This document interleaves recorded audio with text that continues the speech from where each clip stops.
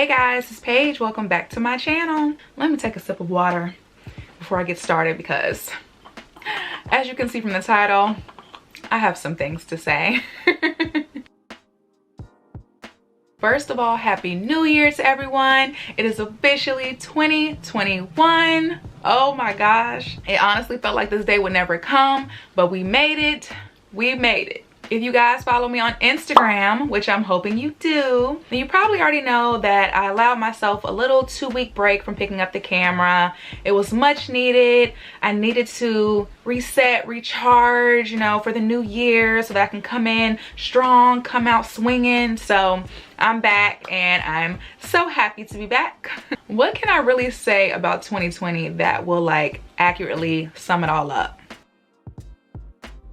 I'm sure that I'm not alone in feeling like time in 2020 was kind of stolen from us.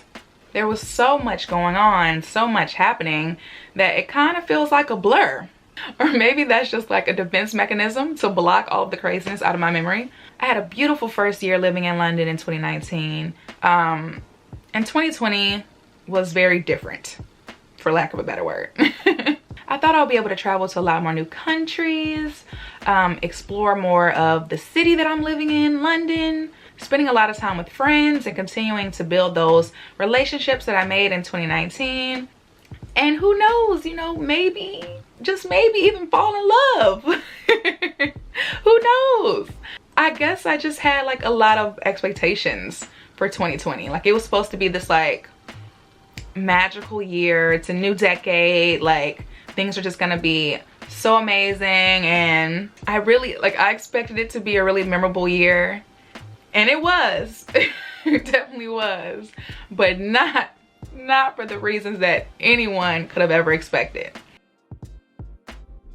So in a recent video of mine, actually the last vlog that I uploaded, I said that I was sad and frustrated, that the pandemic was basically, canceling Christmas for us here in London. And someone actually left a comment. I'm assuming they were upset because they were typing to me in all capital letters.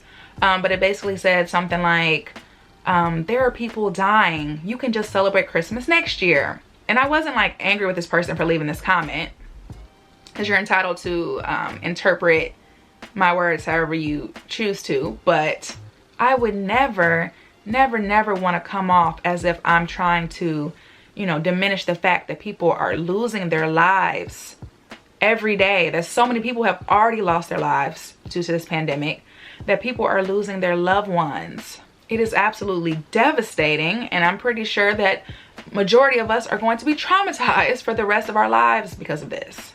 I thank God that I haven't lost any family members or anyone close to me due to COVID. But I actually did lose a family member in 2020.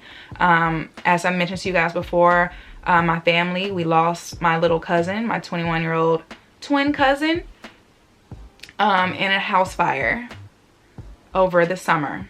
I couldn't fly home to the States for the funeral. I had to watch it over Zoom. Grief is all-consuming, right? In those moments where you feel a little bit of peace, it somehow manages to creep right back up again. So I fully understand grief when it comes to death. So please don't ever get that, misconstrued. But I do believe that as humans, we are capable of feeling and even grieving, multiple things at once. We're allowed to mourn our canceled weddings, graduations, vacations, and our holiday traditions. We're allowed to grieve the loss of our businesses, our jobs, our favorite restaurants, and concert venues that were forced to close. We can grieve the time lost with our grandparents and our older family members that we weren't allowed to see for so long. And some of us still haven't seen them. At 28 years old, every decision that I make at this point now has my future legacy in mind, right? With my future children that I hope the Lord blesses me with one day in mind. Many of my friends are between the ages of 28 and 32.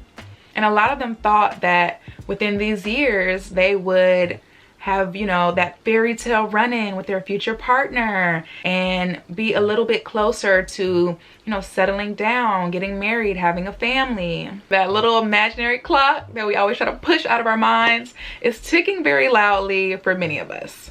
Of course, like, don't get me wrong, it is not impossible now to have that. I mean, we are living in a digital age where you don't have to necessarily meet people in person to make connections, right?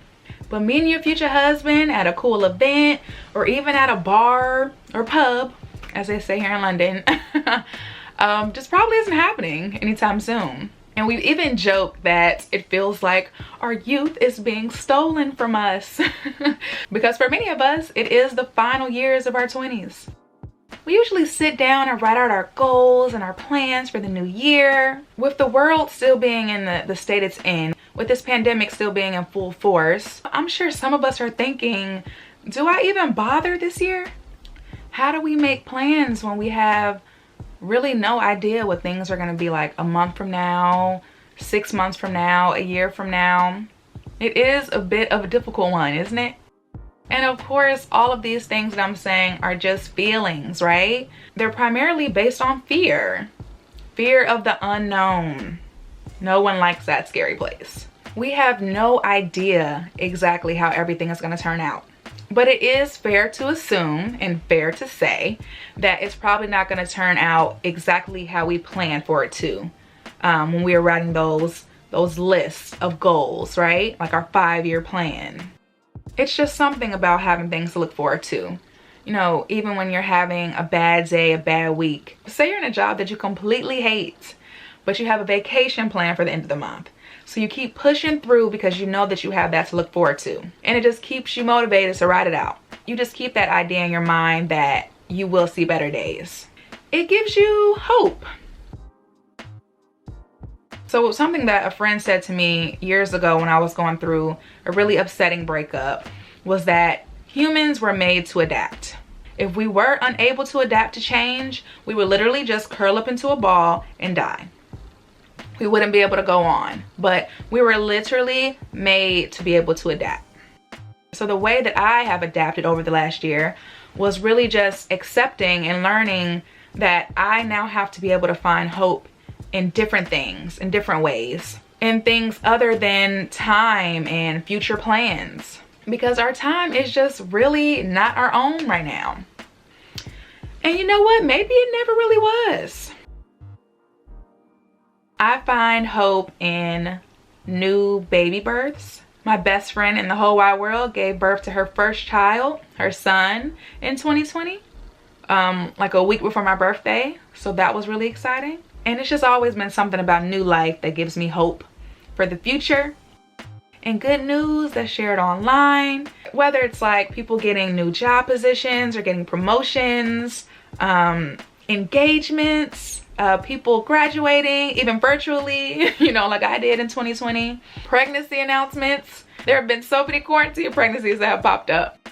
In art, the fact that people have still been able to find the inspiration to express their creativity and just to create new things in the middle of chaos, I find that very beautiful. And how we came together all across the world for the Black Lives Matter movement. How we elected a new president of the United States of America. I find hope in the amazing opportunities and blessings that somehow managed to continue to fall into my lap throughout 2020. Even during those times where I felt like I wasn't doing enough. And I do want to say this also. Even if you haven't been able to create a single thing in 2020, if you feel like you have no major milestones that you checked off or major accomplishments, that is okay. Those people who had a really hard time and weren't even sure if they could make it through all of this. If the goal was simply to survive and you did that, that is enough. And that gives me hope too. I'll be turning 29 this year. I'll probably want to start making my little before I turn 30 bucket list soon. But honestly, I'm not really sure what I'll even be able to put on it at this point. But that is okay, because I do still have hope that there will be good days, many good days in 2021. I have hope. Because even though 2020 was one of the worst years of most of our lives, there were still some good days. Sure, things may not be back to normal until I'm like 30, but that's okay, because I hear your 30s are your best years anyway. So that's all I have for today, guys. A little bit of a mini rant. Just wanted to sprinkle some of my thoughts out there in this new year. As always, thank you guys so much for watching.